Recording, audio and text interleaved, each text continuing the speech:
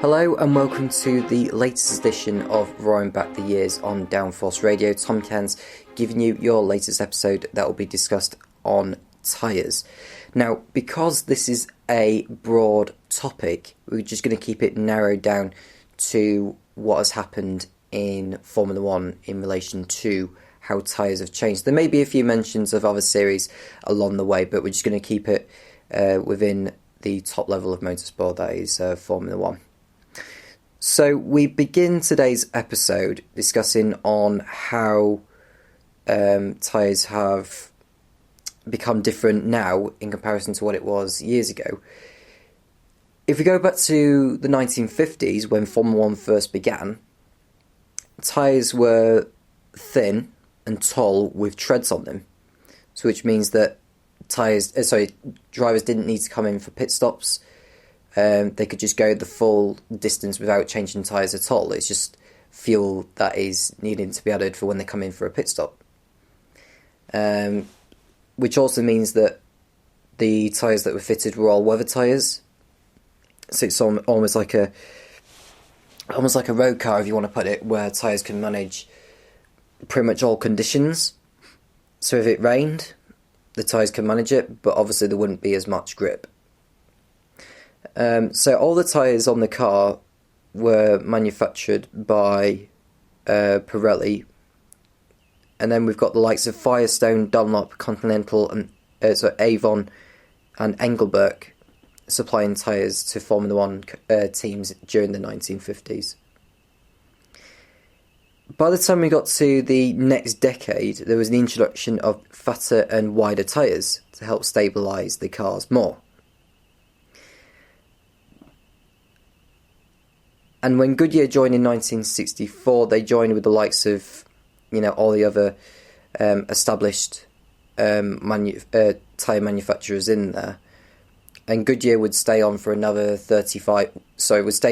for another 35 years. Now, Dunlop introduced different sized tyres to the front and rear towards the end of the 60s. By the time we got to 1971, we saw slick tyres being designed by Goodyear to help provide more grip for the drivers. Now, when we say slick tyres, we mean almost like the ones we've got today, but it was to help gain better grip and speed and help with the lap times as well. So we see faster cars going around the racetrack rather than those of, on all-weather tyres. 1977, we had rear tyres becoming taller and wider. Now, I don't know if that's because the fact that, when you're accelerating and putting the power down, you're almost eating the life more out of those rear tyres than you would do on the front, which is why I think they added more, made the tyres wider on the rear than on the front.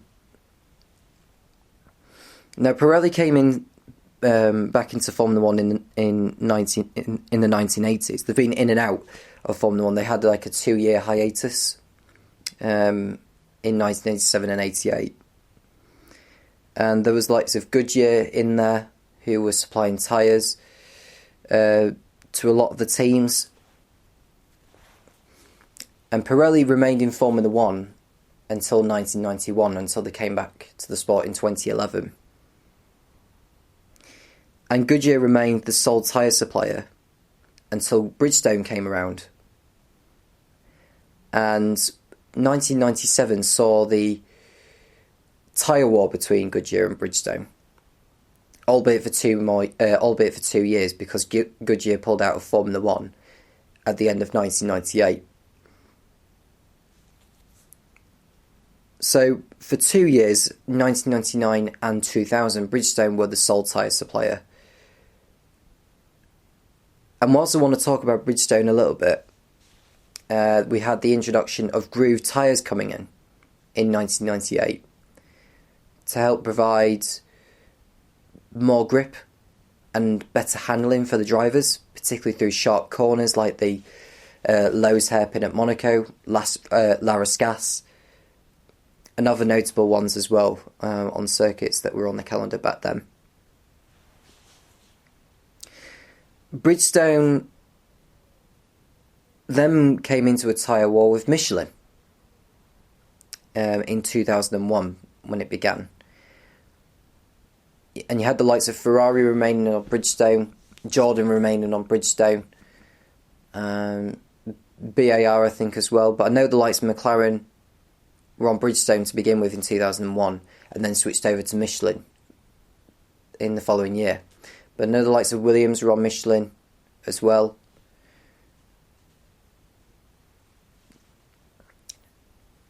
By the time we got to 2005, only 3 teams were using Bridgestone tyres rather than Michelin. The other 7 teams were using Michelin tyres. Which brings me to what happened in 2005 at Indianapolis. Now, as you well know, what happened in that one, only the 6 cars that were running Bridgestone tyres were able to race, unlike those at Michelin, because of the dangers of the circuit's surface to the Michelin tyres. But that was not just because of what happened on the weekend, but also in the race of 2004 when Fernando Alonso and Ralf Schumacher suffered tyre failures that pitched them into the barriers. And it also saw Ralf Schumacher having to miss half a dozen races as he picked up a spinal injury. And also in that year, 2005, drivers had to complete the race on a single set of tyres. They could still pit for fuel, but not change tyres at all, unless they needed to if they had like a puncture or something. And by that rule was in for 1 year, and it resumed as drivers were allowed to make tyre changes from 2006 onwards. Now, Michelin pulled out of F1 at the end of 2006, and for 4 years, Bridgestone once again became the sole tyre supplier. And to determine which tyres were the soft or the hard, you had like the white line in the middle of the grooves that indicate the soft tyres. The ones without the white line indicated as hards. When we got to 2009, slick tyres returned to Formula 1 for the first time since 1997. And there was an allocation rule. Now, I think there was an allocation rule in terms of how many tyres each driver could have in Formula 1. But this was not really something that was addressed very much. But by the time we got to 2009, drivers were allowed up to 14 sets of slick tyres for each driver. And they had to go through the entire race using both what was known as option and prime tyres. Now, the option, in case any of you don't know, option is just basically the softer of the two compounds. The prime is the harder compound. When we got to 2010, the allocation was reduced from 14 sets of slick tyres to 11 sets of slick tyres, partly due to the fact that refuelling was banned for 2010 and there weren't going to be as many pit stops. And back then, drivers would be able to go through the entire race by just pitting once, as tyre degradation wasn't as much of an issue. It was at one race, I remember, in Canada, where tyre degradation was going to be quite an issue in that race, probably because of the temperatures and also the track surface as well, and track evolution. 2011 saw the return of Pirelli replacing Bridgestone as the sole tyre supplier. And what they introduced as well, whilst we've had full wets, intermediates and slick tyres for a good couple of years, they've also introduced 3 different dry compounds. You've got the medium, the white Mart medium tyres, the yellow Mart softs, and the red Mart super softs. But the red super soft tyres only came in at like 5 of the races or something in 2011. I think Monaco was one, Canada was another, Singapore was another one as well, Korea, and I think one other track. I can't quite remember which track it was. But more often than not, it was mainly the soft and the mediums that were being used, because Formula One only allowed two different dry compounds for each race back then. We had also 4 sets of intermediates and 3 sets of wets. So when we had like wet practice sessions, we didn't really see that much running, because if teams were to damage a set of tyres, then those sets of tyres are wasted for the rest of the weekend, which they might need for the qualifying and for the race as well. 2012 saw the introduction of the Silver Mart hard tyre that was first used in Malaysia. Quite a nice colour, actually. You could actually tell the difference between quite a dark silver side marked tyre to a white medium, or whichever. The colour changed also on the wet tyres, because in 2011 the wet Mart tyre was orange and the intermediate tyres were blue marked. That had changed in 2012 from being to being a blue marked wet blue marked wet tyre, and for the intermediates it's a green marked tyre, which is a nice colour actually for an intermediate tyre. In 2013, the hard tyre was changed from being silver to orange. So we got orange white marked. We had orange white marked hard tyres back then.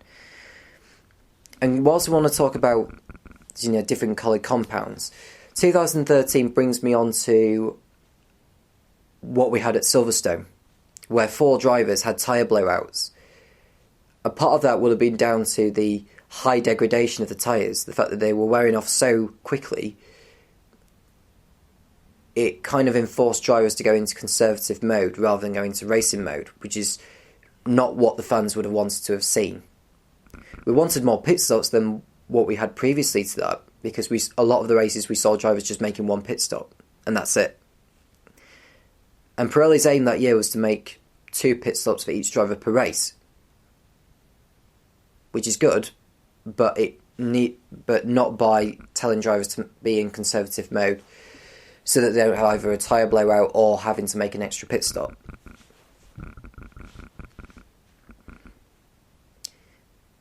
By the time we got to 2016, not only we had another new dry compound being introduced, which was the ultra soft tyre, the purple marked ultra soft tyre, but Pirelli allowed the teams to use 3 different dry compounds over the course of the weekend. And they've increased the allocation from 11 to 13, so that drivers who made it into Q3 were allowed to use an extra set of the softest tyre of the 3, depending on which compounds are being used over the course of the weekend. And it also allowed the drivers to have an extra tyre for the first practice session to be used within the first 40 minutes to increase track action.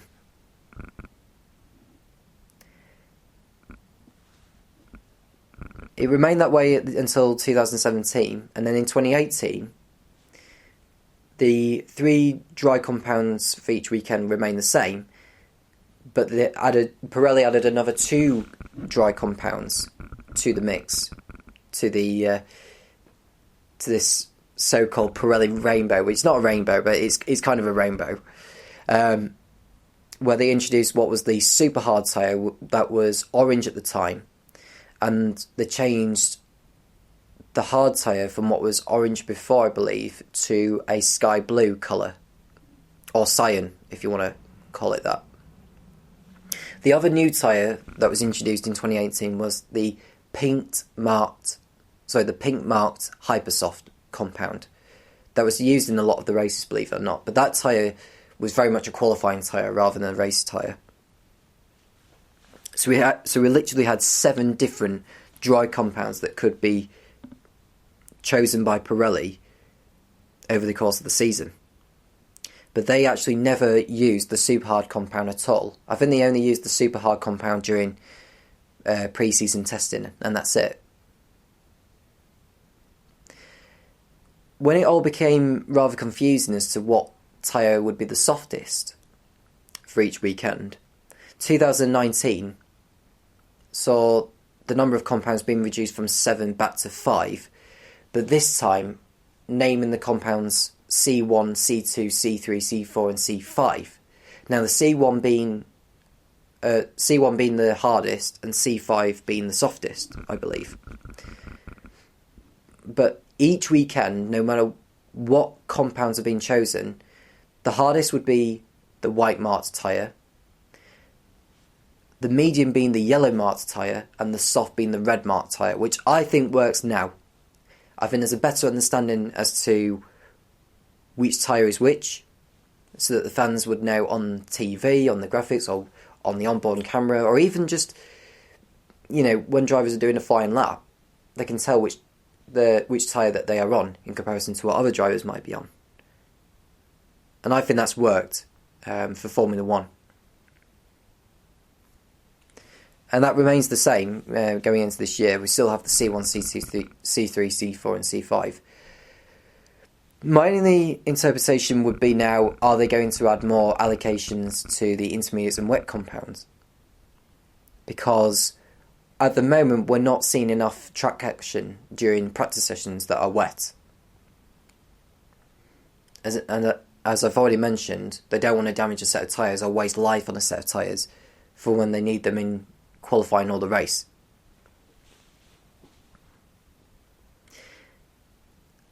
For 2021, they are changing the width of the rims of the tyres. They're changing from what is at the moment 13 inch to 18 inch, which I'm hoping will provide more grip. I think it will do. But I know Formula 2 will be using 18 inch tyres this year. So do look out for that. And look at if the amount of grip is providing well to the drivers, because I know sometimes in F2 the softer of the two compounds they use in races tend to go off quite quickly depending on the nature of the circuit that they're racing on. So that's pretty much all you need to know about tyres within Formula 1. And just to summarise, Formula 1 back in the 1950s were using, sort of treaded tyres, like all-weather tyres. We've had so many different tyre manufacturers come in and out. Goodyear, I believe, have the most wins out of any team. So, out of any tyres manufacturer, I should say, Goodyear have won the most races with the tyres they supply to teams. But I can imagine that'll be taken away soon in the years to come anyway. We've obviously had the groove tyres. They came in for 11 years before they changed back to slicks. And we've also had the Pirelli Spectrum, the tyre compound Spectrum. That is now white, yellow and red for each race weekend. For the C1, C2, C3, C4 and C5. So that is all for today. Thank you for listening, and I do hope you enjoy this podcast. The next episode we'll be talking about race start procedures. So we'll be talking about particular race start procedures, including the standing start, rolling starts, and different sort of light procedures. So the current light procedure that we use in Formula 1 today, what it was before when it used to be just like a red light followed by a green light. So we're looking at various different categories that use different race start procedures. So if you do have any questions for that, then do please send me questions either on Twitter or send Downforce questions on Twitter as well. I'll be posting on Instagram as well at Tom_Cairns22. So if you want to send me any questions at all, then do please feel free to do that. So the next episode will be about race start procedures. In the meantime, I'll speak to you then. I'm Tom Cairns from Downforce Radio, and I will speak to you very soon. Roaring Back the Years, Episode 7, Tyres. Hosted by racing history editor Tom Cairns. Produced by Florian Schmeis. This has been a high-speed Autobahn production for Downforce Radio, the nation's motorsport station.